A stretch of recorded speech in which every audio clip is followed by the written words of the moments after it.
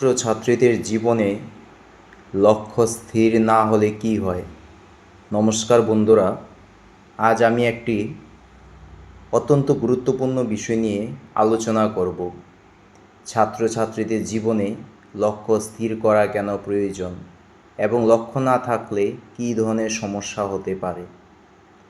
মানুষের জীবনে লক্ষ্য বা গোল হলো সেই দিশা যা তাকে এগিয়ে নিয়ে যায়।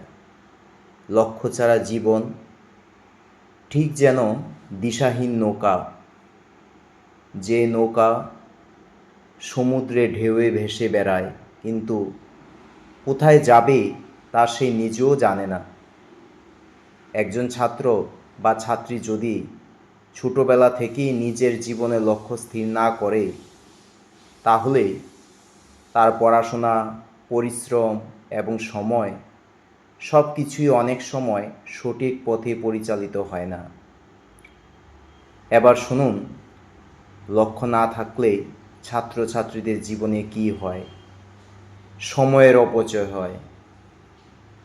লক্ষ্য না থাকলে ছাত্রছাত্রীরা অনেক সময় বুঝতে পারে না তাদের আসলে কী করা উচিত। ফলে তারা অনেক সময় অপ্রয়োজনীয় কাজে সময় নষ্ট করে ফেলে, যেমন অতিরিক্ত মোবাইল ব্যবহার, উদ্দেশ্যহীন ঘোরাফেরা বা অলসতা। দ্বিতীয়ত, পড়াশোনায় আগ্রহ কমে যায়। যখন একজন ছাত্র জানে না সে ভবিষ্যতে কী হতে চায়, তখন পড়াশোনার পিছনে তার আগ্রহ কমে যায়, কারণ সে বুঝতে পারে না কেন তাকে এত পড়াশোনা করতে হচ্ছে। তৃতীয়ত, জীবনে বিভ্রান্তি তৈরি হয়।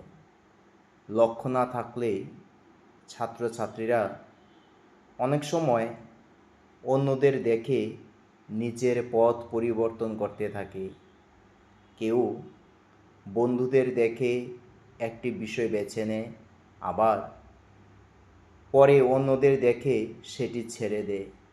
ফলে তারা নিজের সঠিক পথ খুঁজে পেতে দেরি করে।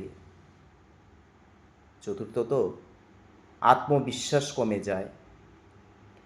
যখন জীবনে কোনো স্পষ্ট লক্ষ্য থাকে না, তখন নিজের উপর বিশ্বাসও অনেক সময় কমে যায়। মানুষ ভাবতে শুরু করে, আমি আসলে কী করতে চাই। পঞ্চমত, সাফল্য পাওয়া কঠিন হয়ে যায়। জীবনে বড় কিছু অর্জন করতে হলে প্রথমেই জানতে হয় আমরা কোথায় পৌঁছাতে চাই। লক্ষ্য না থাকলে সেই সাফল্যের পথে এগোনো কঠিন হয়ে পড়ে। লক্ষ্য স্থির করা কেন জরুরি? লক্ষ্য মানুষকে পরিশ্রমী, মনোযোগী এবং দৃঢ় প্রতিজ্ঞ করে তোলে।